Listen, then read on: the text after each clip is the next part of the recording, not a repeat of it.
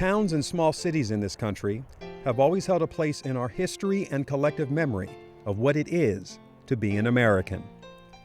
Where agriculture and commerce meet, where children learn and play, adults work and worship, and all have places close by to live, do business, and connect with nature. Sharing these common hopes, aspirations, and dreams of the future are called a sense of community. Unfortunately, not controlling their own destiny has derailed many an American town. Unfettered, haphazard expansion, influence, and dictates from outside a region has been common throughout our history.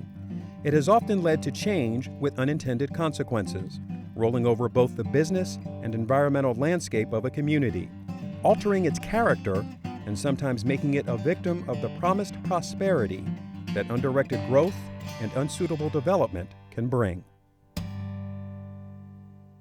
But that doesn't have to be the case. Towns are searching for ideas where their vision of the community's development, composition, and values are considered. Where plans are designed to utilize the advantages and resources of their region. Where the future will be a sustainable one in which the economy, the environment, and quality of life will all prosper. This is the approach of the Pacific Ring Initiative. It's a fascinating project that might just change the way we address and solve the problems that every community faces.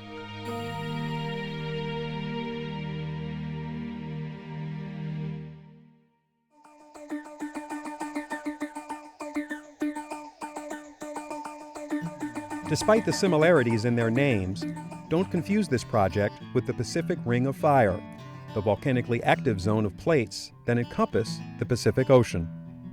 This Pacific Ring is an imaginary circle approximately 14 miles in diameter surrounding Pacific, Missouri. This designated area is part of a program designed to discover and implement local sustainable answers in a world where almost all decisions made affect others. We're looking at the world from our community level. And the things we do, we recognize will affect the community around us. And the things that are done outside, state, federal, local levels, will affect our community. So we have to know how to do two things. We have to measure effectively and balance the effect on communities around us, and we have to know how to react when something's coming our way.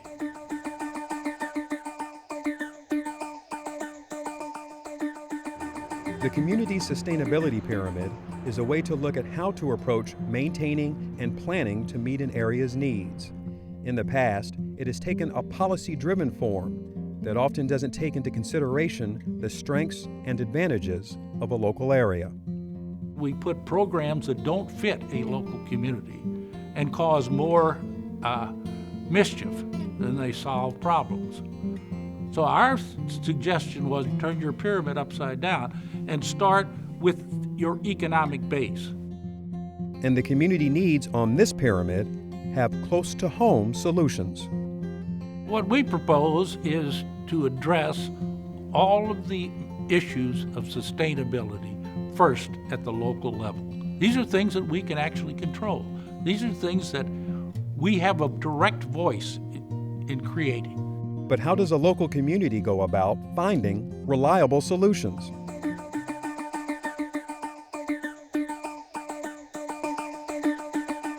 The Pacific Ring Initiative chose to utilize an econometric model, a computer program to examine and project outcome based on all sorts of data.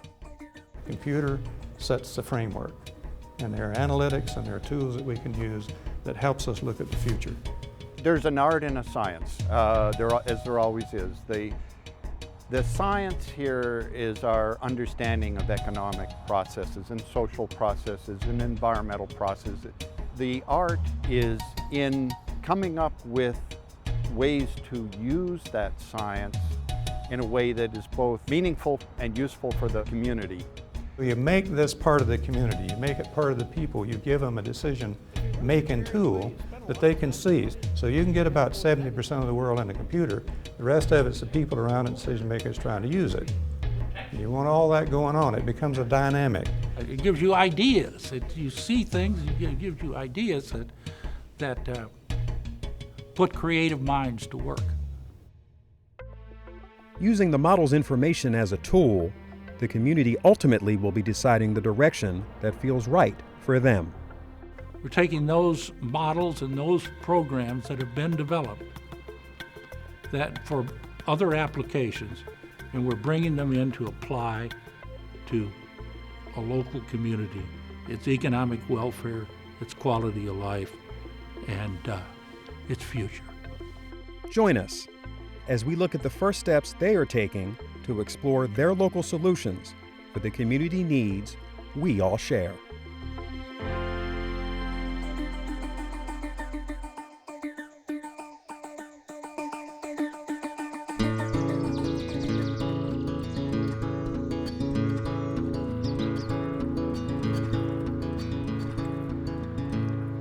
Clear air, water, and natural landscape are all elements found in the region. The ring contains the Merrimack River, as well as Pacific Palisades Conservation Area, Shaw Nature Reserve, and other parks and natural areas. Business and residential areas also share Pacific's environment, and all of these components interact as parts of the ecosystem. The present economic crisis is beginning to teach us that resources of all kinds are limited and that we have to work together to use them in a sensible way. That starts with local areas like the Pacific Ring, with its tremendous variation with woods, with grasslands, with parks, with streams, with lots of other things that make life pleasant, with a relative lack of pollution. And what we'd like to learn is how to go on using it properly so that we and the people who come after us can enjoy this area to the maximum extent for many, many years to come. Balance is the key. The ring contains a coal-fired power plant, yet air quality is good. Development continues, and still the water provides for excellent drinking, fishing, and recreation. With all the concern about climate change today, the fact that we're able to maintain this healthy riparian corridor here with vegetative cover for carbon exchange, I think is a real asset to the air quality in this area. We talk a lot about the water quality and the wildlife and fisheries here. We have very healthy fisheries population here in the river, and the diversity is tremendous. The riparian corridor itself, outside of outdoor recreation, provides a link to other communities up and down the river, and sort of puts the Pacific Ring at a vital spot right in the center of a lot of new growth and development. Responsible development doesn't just happen. It takes research and planning to avoid unintended impacts such as excessive runoff and pollution entering the watershed. This is where the model and experts in the field can play a role. One of the jobs, the roles of engineering, particularly in this case, is to provide communities with the tools, with the information. They make the decisions about the kind of communities that they want. So we're really enabling them to be very proactive in preserving what you have in the natural environment. When we talk about sustainable land development, we're often talking about how you build a subdivision in a way that maintains healthy streams, protects wetlands, protects beautiful views, the vistas, and also provides people what they want, which is access to open space, fresh air in the country. The aesthetic and environmental benefits of this kind of planning is evident, but this approach can have economic impacts as well. They tell us that homes that are associated with greenway development have an increased value of anywhere from 15 to 30%. Tourism is another benefit a good environment can supply. Civic leaders, along with the community, have proposed a river access and walkway project near the city center. A lot of people just drive through Pacific right now. The concept is to bring people closer to the river, which kind of sustains the Pacific community. The project, as currently envisioned, would contain an equestrian center, river access for kayaks and canoes, along with local trails that would eventually tie into a larger trail system that will run throughout the region. So you'll bring people off of those trails, but also, this being a trailhead would give people an opportunity to come stop in the historic downtown of Pacific, maybe have lunch, pick up some supplies, whatever, and then head down to the trail, which will be very close. The design plans are still a work in progress, and the people of Pacific are part of this process. Architects have a lot of great ideas, but to bring the community in and get their input. And there's so many things that can be done with the nature areas: bird watching, fishing, model boats. It's almost endless. In our first kind of brainstorm session, we came up with a whole page of things that this could be, and that was just 5 people. So I think that's just vital to this project. There's the river, there's the trail. We know we want to do those things, but what else can this be? And I think the community really needs to give their inputs. Because the goal is not just tourism, but also a place for the families within the ring to enjoy the benefits that the river access and walkway would supply. The Pacific Ring is a wonderful experiment where people are striving for better ways to live and for a higher quality of life, and where nature can live so that kids and grown-ups can see it, can enrich their lives with it. And by working together, the people in the Pacific Ring can help to make that a reality.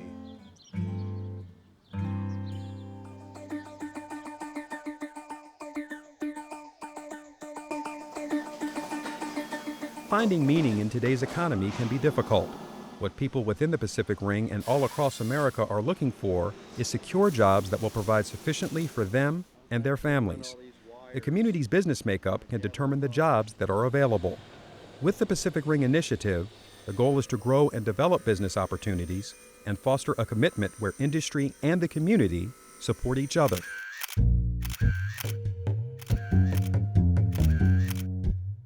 Yeah, U.S. Silica is a national leading producer of industrial minerals. We've worked in this environment for over 100 years, and my position at the plant is to really continually drive the organization forward, to provide the sustainable resources for our operation in the facility, and really to kind of help our team continuously improve the way that we operate here for the customers that we serve and for the community that we're involved in. It works very, very well to have a community that supports a quality workforce that we need in order to safely produce the products that we do. Jobs from all sorts of business and industry are part of the Pacific Ring economy.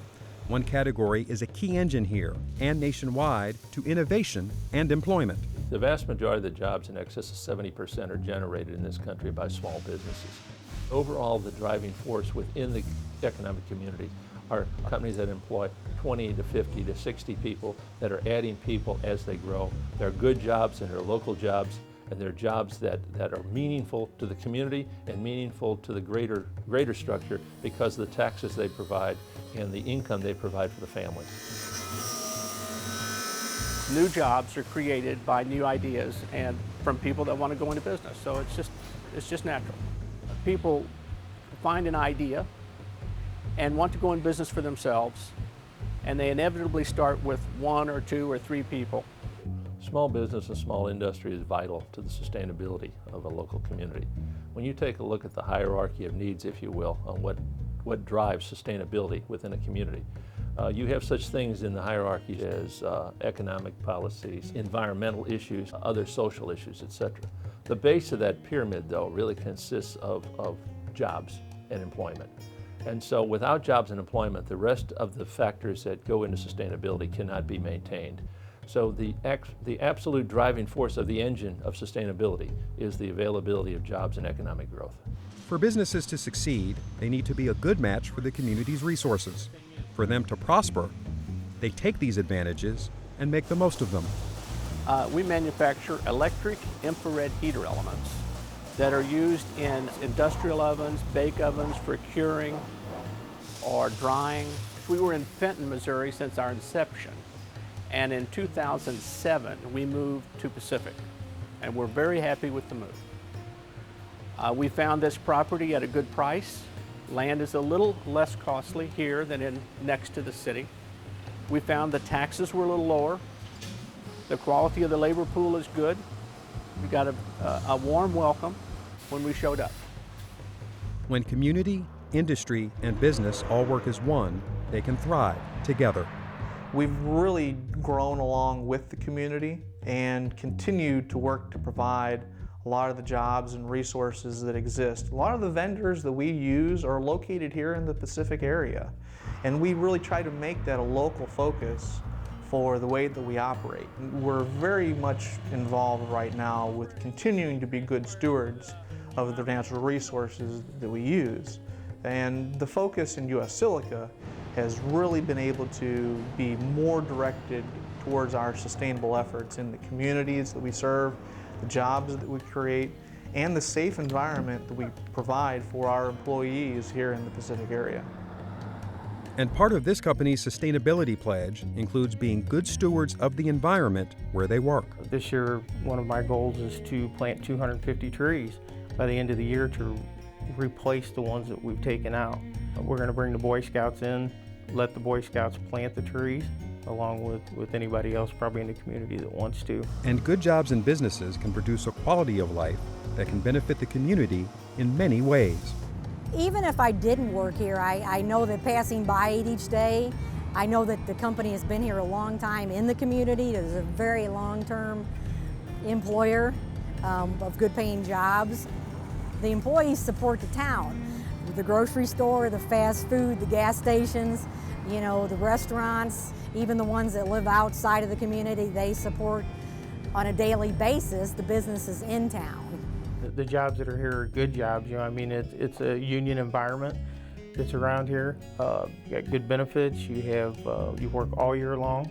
I do believe that the city of Pacific is a good town to raise your kids in. I believe that there's a lot of people here that care about the people that's actually in the community and the business that are here, as well as the businesses caring about the community and the people also. Using the advantages businesses have found in the region, fostering a connection to community, and building on innovation, all can make for a good environment for growth here in the Pacific Ring. Well, we're always looking for innovation when it comes to our products and new and better offerings for the community and the public as a whole. You know, who would have thought 15 years ago that our materials would be the forefront of a modern cell phone and the things that people touch every day. So it's through that innovation of communities just like Pacific and innovative people in that community to foster those relationships with companies like U.S. Silica and start those conversations and those relationships to really provide innovative solutions for a lot of the problems that we have in the world today. If you don't have growth, you're not going to have much of a quality of life. The two go together. It's going to be hard to have one without the other. You can't tax your way to prosperity, in my opinion. You have to grow, and grow means you have to find new customers, you have to have good product at the right price, you have to innovate. The best ideas at the end of the day win, and that's not easy. It's very difficult to measure, but I'm sure that there are statisticians that could take a look at a local community and tell you how much meaning there is, economic meaning, in each job added within local communities. I think we'd all be amazed by how large a number that is.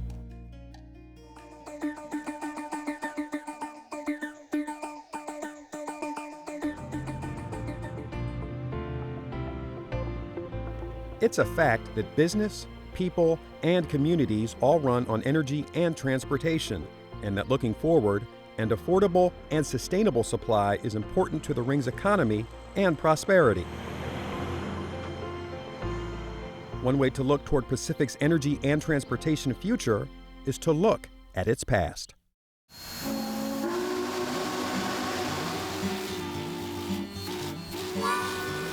The Ring region's earliest roots were born of the rail. The town, originally called Franklin, changed its name to Pacific in 1859 to honor the Pacific Railroad that was heading through town to connect the continent. Because of the nature of how the topography requires railroads to have been built, Pacific was a vital point to come up out of the river valleys, come up over a hill, and then go back down in the river valleys going east and ultimately to the Mississippi and across. Over the years, passenger, freight, and commuter trains have all played a role in sustaining the ring. The movement of freight on the railroads is important for just about everything that you do. When you go and turn on a light switch and expect the light to light, that ultimately comes back to the coal train that delivered the coal to the generating station to produce the electricity for your light switch. A locomotive is by nature a very efficient way of moving significant amounts of tonnage. It takes something to get a heavy commodity rolling, but once it's rolling, it moves very, very easily. And consequently, the fuel economy of the locomotive relative to, say, trucks, there are just tremendous economies of scale that a train can be 10 times as fuel efficient as a truck. Trains here move millions of tons in, out, and through the ring daily, ultimately linking Pacific to destinations all over the world.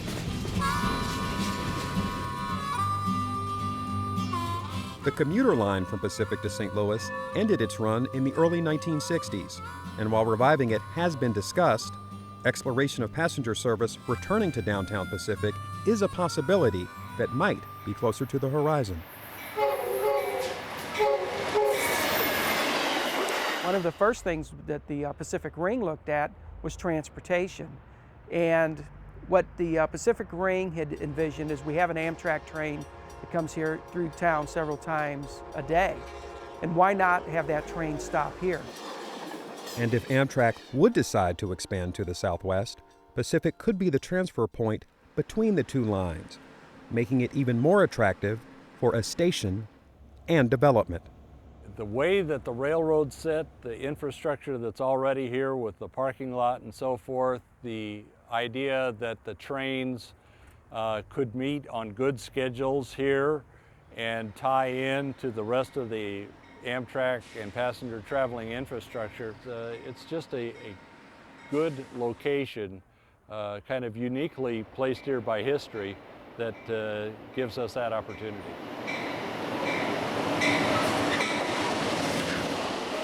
Highways have also played an important role in the area's growth and development. Historic Route 66, the country's mother road, dissects Pacific and serves today as a major artery through town and a tourist attraction. And as that highway did in its heyday, I-44 connects Pacific to an interstate system that spans the country. So looking ahead, how will the ring fuel transportation with energy sources that will prove cost-effective, reliable, and sustainable? Several options are being explored. One is biodiesel, currently made mostly from soybeans or other vegetable oils. It is domestic, renewable, and burns cleaner than diesel. Now, biodiesel can be used in any grade engine, whether it's pre-1950s or later. So you can use it on farm equipment. And one of the benefits of running a biodiesel is that you get additional lubrication with biodiesel, where if you buy diesel at a regular filling station under the basis of the new regulation of EPA, they have removed most of the sulfur, and that was the lubricating part. And so therefore, running biodiesel guarantees that you're going to have a smooth running lubricated engine. Another great domestic source runs right under Pacific in a pipeline: natural gas. We have the technology to really make use of that natural gas in our vehicles. to burn it efficiently, to burn it cleanly, and to do so very economically. Today we're selling one gasoline gallon equivalent for approximately $1.50 to $2 less than gasoline or diesel. Every one of the domestic fuels that we have available to us are cleaner than gasoline and diesel. Natural gas burns 95% cleaner than gasoline. Infrastructure will be key to compressed natural gas service in the ring. Being along the I-44 corridor for long-distance users is a plus, as are local-based fleets. Where we see things going is really to start in the commercial sector, but we do believe that the technology will be able to very efficiently and effectively spread to other market areas, including passenger transportation, within the next decade. And this story has another local angle. The Husky manufacturing facility in Pacific will be making these compressed natural gas nozzles with an eye on more than a domestic market. We sell our products all over the world, and so we definitely be looking at international markets for this. A lot of fleets here in the U.S. To start out, but you know, if this nozzle looks successful, we might look at like another CNG product. CNG also has breakaway valves that are required, and maybe another type of nozzle. So there's a lot of potential products. As with all complex issues, the community needs of transportation and energy defy a one-size-fits-all approach. There's no silver bullet as far as which fuel is going to come out to be the very best fuel. We're going to need all these fuels in order to help reduce that dependence on the amount of gasoline and diesel that we use every day. And with the environment and the economy in mind, the Pacific Ring will continue to research and refine the combination of energy and transportation solutions that makes the best sense for them.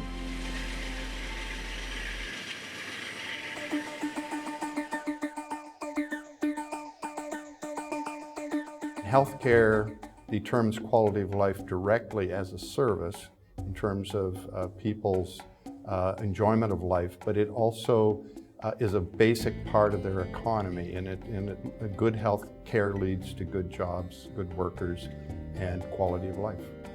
Chronic diseases such as heart disease, stroke, cancer, chronic respiratory diseases, and diabetes are by far the leading cause of mortality. This invisible epidemic is a major contributor to poverty and hinders the economic development and quality of life here in Pacific and around the world. I talked to the father of a little girl who has diabetes, and I said, "How often do you test?" And he said, "Well, you know, she's on insulin, so we test 10, 12 times a day." And I said, "Really? Where do you sample?" And he said, "We sample her fingertips, but I don't use her index fingers." And I said, "Why is that?" And he said, "So that when she goes blind, she can read Braille." That, in a nutshell, tells you how awful the disease is and how awful the day-to-day management of the disease is. It's a problem that needs a solution. You press the power button on, and the screen comes up. And then what I'm going to do is I'm going to press this large button here. Arthur Combs is CEO of Grove Instruments Incorporated, a leading medical device company. You'll see a green light, which is actually an LED that measures blood flow. I'm going to insert my earlobe. He is currently developing a non-invasive glucose meter for types 1 and 2 diabetes that can measure glucose levels without breaking the skin. The pursuit of the non-invasive glucose meter has been considered the holy grail of medical diagnostics for many years. The reasons for it are really simple to understand. We know from the medical literature that the best way to avoid the complications of diabetes is to daily manage your disease well, and that includes frequent testing. We also know from market research that people don't test near so much as they're advised to, whereas the ADA recommends 4 times a day. Most people test 1.6 times a day or fewer. So right now, our device takes 20 seconds. Start to finish, period. And as you'll see from some of the design concepts, it is also much, much more discreet. It's really pretty difficult to hide the fact that you're sticking a needle in your finger and milking blood from it. Whereas some of our design concepts, you can't even tell a person is using the device. What's the cost of having this disease? We know that people with diabetes go to the hospital 4 times more than anybody else. We know that their healthcare costs are 5 times what everybody else's is. We know that they're highly valued customers in retail pharmacies because they spend 5 times what everybody else does. So there's the immediate cost of being a diabetic, my medications, my testing supplies, my doctor visits, etc. The second is what people call direct costs, which is I was hospitalized, I had a hypoglycemic episode, or I got pneumonia, or whatever. The direct care of people with diabetes that we know is going to be more because they have diabetes than the average person without diabetes. It is estimated that the direct costs of diabetes are currently $116 billion annually. Indirect costs are $58 billion. This is a result of disability, loss of work, and life. Close to 300 million people currently suffer from type 2 diabetes, with the numbers continuing to grow at a rate that will likely result in 435 million people being afflicted with the disease by the year 2030. The burgeoning population of diabetics, both in the Western world and now emerging in the Eastern world, China, Japan, India, is type 2 diabetes. Well, this is a disease wherein generally there's no risk of going too low. And a blood sugar of 300 has, frankly, very few symptoms associated with it. So it's hard to motivate those people to test at all because they don't feel anything. So whereas the non-invasive meter is a welcome substitute for invasive monitoring in people who simply must do it, it may be the way to get people who don't find a reason to do it currently to engage. Medical devices, such as the glucometer, will empower patients and help to foster better management of this costly disease. With the Pacific Ring Initiative as a laboratory for this kind of healthcare innovation, it can serve to promote and advance better care and cost control of chronic diseases everywhere.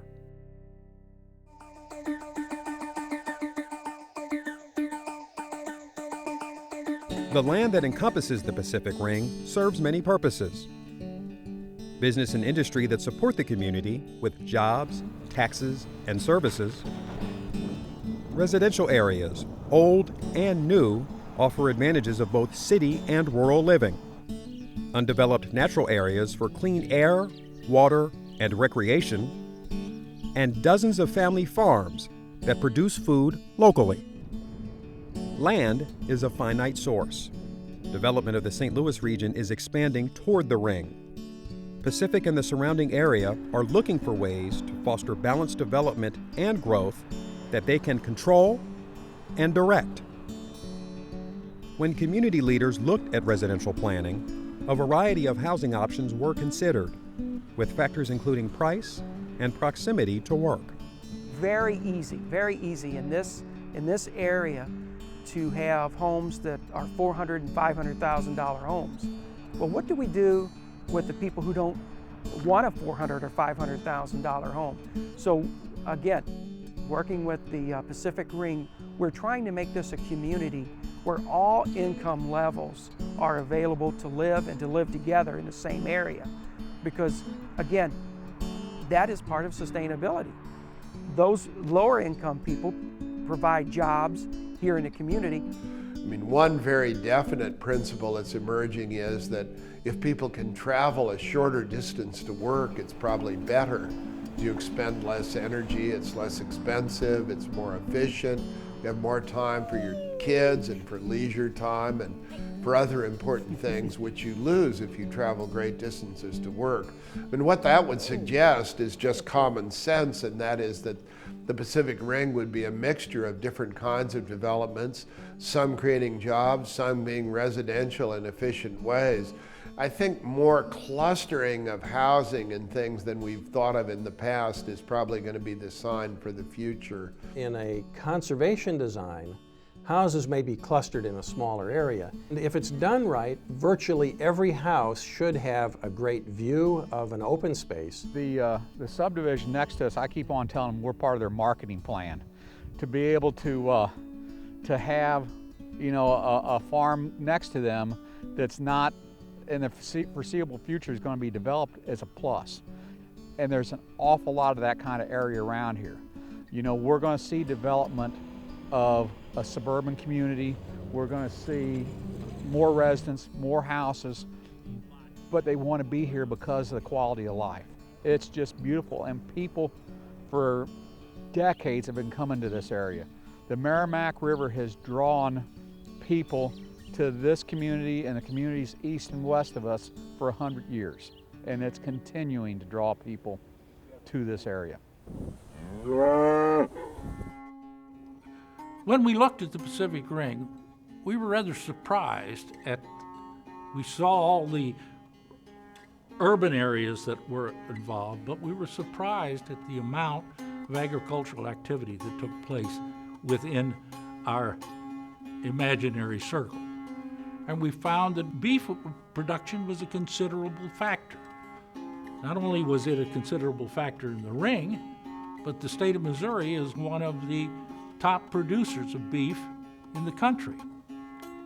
So that led us to a very interesting beef production project. Bill McLaren is a farmer whose family has been raising beef cattle here for generations. He knows well why the Pacific Ring area is good for producing quality beef. Missouri has some of the best beef genetics in the United States, which is a significant advantage.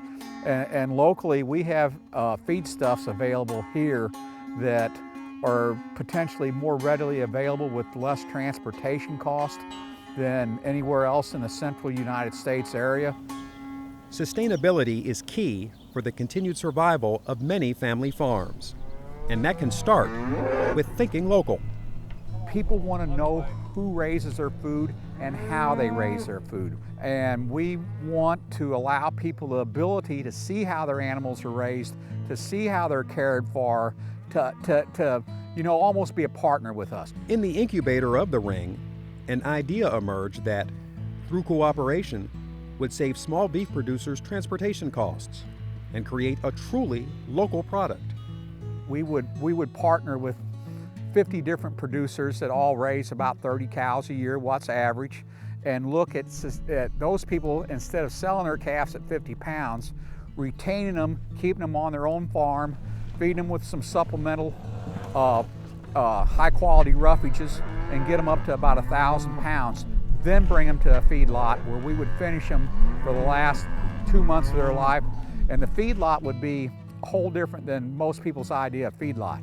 It would be fed on grass, but with supplemental grain byproducts to get the high quality energy and digestible fiber that a ruminant needs.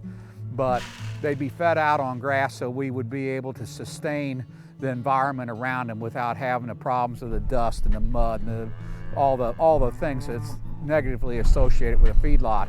And then have a processing facility on site, so those animals would not be transported from the time they were born until the time they were processed into meat. They should travel no more than 10 or 15 miles. Not only does this concept have the potential to yield a great product for both consumer and producer, but it can assist their bottom line and the community's economy by cycling more dollars locally. And let's think about the economics of keeping those dollars in Missouri. If I sell a 500-pound calf and sell it for $750 and that goes to Kansas, I get $750 back from Kansas. But when that calf is finished and processed and comes back to Missouri, it's $3,000. That's $2,250 that went to the Kansas economy. Using Pacific's proposed local partnership of beef producers, the entire $3,000 would stay here. So I think all the way around, it becomes a winning situation. We have that advantage.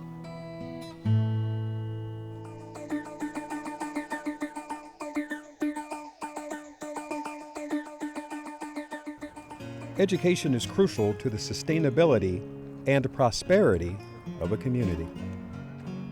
It's just a constant explosion of knowledge, which if you're going to succeed and be in the global economy, you have to have the educated workforce on all levels to make it work. Education comes in many forms, primary and secondary to give our children the basics, higher education in the technical schools, junior colleges, and universities that train a skilled white and blue-collar workforce. Just as an educated workforce attracts business, to be successful, industry often needs very specific skill sets for which workers need specialized education. All these educational resources and more are in or near the ring. The importance of an educated populace for the community's growth and overall well-being cannot be underestimated. The quality of your education in community is really a flag for anyone that's considering either moving there as a resident or putting their business in play there, because they know the importance of an educated population to making a community work. Pacific is home to almost every kind of employer and job. Positions that require a bachelor's degree or higher, jobs where a high school diploma or associate degree is all that is essential, and occupational and on-the-job training. This takes many forms in the Pacific Ring. In every profession, education must be constant. One of the things that we find is that if you don't stay current and stay proficient at skills, those skills kind of go away. So you have to stop and think about what you're doing. And you may not do something right. You may miss a critical step that could lead to somebody getting hurt. And that's one of the things that everybody in the group really puts a lot of emphasis on, is trying to maintain a safe environment. The Pacific Ring is proactive with its ERCOM initiative, matching university research and development project needs with community strengths and resources, and conversely, matching community needs with potential university research strengths and interests. Define the comparative advantage of the community, then decide what you ought to be doing, and then go and reach into the university and find the research that's going to change your local community, that's going to feed this new idea, this new concept that will result in a product that has a comparative advantage in the world market. The econometric model that creates useful data for the Pacific Ring Initiative is another example of a community benefiting from this kind of inreach. The model is the essence of education. It is dynamic and will adjust as the community grows and its needs change. Its findings will create yet another educational opportunity for all citizens of the Ring. We have meetings on a regular basis in which we deal with this whole variety of subjects. We're really talking about them. We're defining the problem in the community. And people come for those meetings, and we bring in academics and government leaders and business leaders that have a certain perspective on these issues that we're talking about. So we really engage the community and get all those minds working. They bring to us successful people that work in each one of these subject matters every day on a daily basis. So it's not guess for them, it's knowing. And so that is a huge advantage having them. Because informed citizens from all sectors of the population are more likely to make the best decisions for themselves and their community, just as the initiative intends. Education will touch every life in the Pacific Ring every day. Developing better genetics, feed, and management for Bill McLaren's beef cattle, spawning the technology that is developing domestic and renewable, environmentally friendly fuels, and supporting the entire community through advances that create a safe, efficient, and inventive workforce that can compete in the challenges they face today and in the future. This is a vibrant society. It's a society that always offers new opportunities. We've always been able to reinvent ourselves I believe we will continue to reinvent ourselves.